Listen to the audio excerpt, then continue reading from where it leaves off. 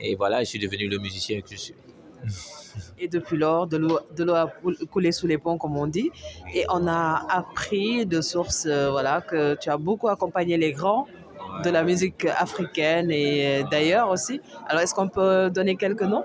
Oui, alors, il faut dire qu'actuellement, voilà, l'un des artistes avec lequel je suis et avec qui je chemine mon chemin et pour lequel je suis au Sénégal, c'est Youssou N'Dour.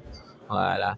Et aussi, j'ai eu la grâce d'accompagner des très grands noms, mais alors des très grands noms de la musique. Mais ça, c'est quand j'étais soit au Gabon, à Libreville, soit à Yaoundé, à Douala, au Cameroun.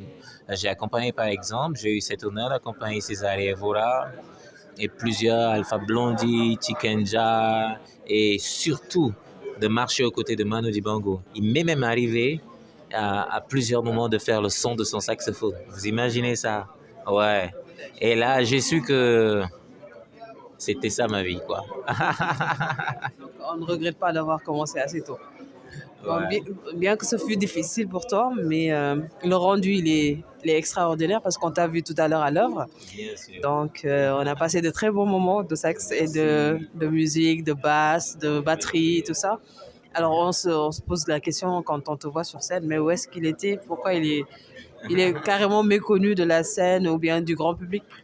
Alors oui, parce que le type de musique aussi que l'on fait, c'est pas une musique dite musique populaire. Alors c'est une musique d'écoute. Alors, voilà, peu de gens aiment s'asseoir, encore de nos jours, s'asseoir, écouter. On aime beaucoup plus les conneries, ce qu'on va voir sur TikTok ou des choses à scandale. Et voilà, mais s'asseoir pour écouter de la musique, oui, ça demande du temps. Alors, c'est vers ce public-là que nous, on va, généralement. Pour un public qui s'assoit et qui écoute le son et qui recherche un apaisement, tu vois. Euh, c'est une autre manière de faire passer son message, c'est une autre manière de pouvoir s'exprimer. Et je pourrais dire, malheureusement, ce public n'est pas très grand, mais il est là, il existe.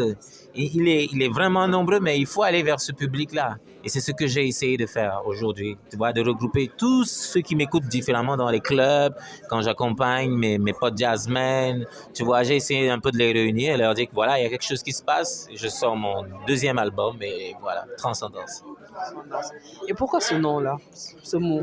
Alors, pourquoi Transcendance? Parce que celui-là particulièrement, j'ai essayé de créer. Allez. Alors, pourquoi celui-là? Parce que celui-là particulièrement, je me suis donné réellement à fond. J'ai travaillé dessus totalement seul et j'ai vraiment mis mon énergie là-dessus. Et j'ai voulu, pour une fois, parler d'une cause qui m'était très importante. Et c'est ce à quoi je pensais quand je composais ce morceau.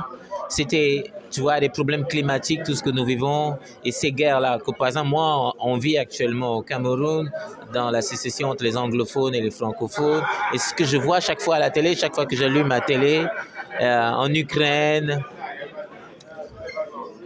ah, ils vont pas arrêter, hein.